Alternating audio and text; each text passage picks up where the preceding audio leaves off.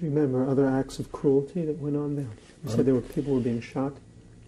Yeah, yes, this was also, it was like this, the Sonderkommando. Later we became pretty familiar, and there were people going in the lager. There was certain privileged who were going in and out, and they were in contact with the Sonderkommando. It was called, people who were working in the crematorium, and they contacted us, and they knew, you know, there were certain, they looked for certain personnel to go to these transports.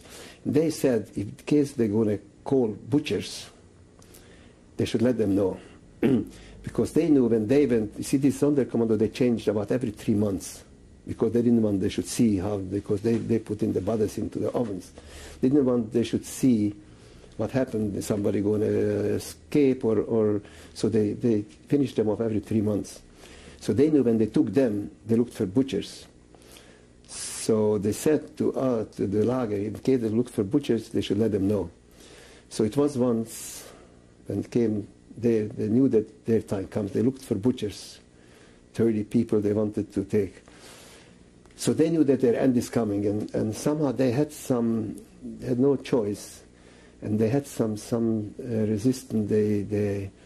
They knew that their end is come, so they exploded the crematorium, which they know that was already about the beginning of October.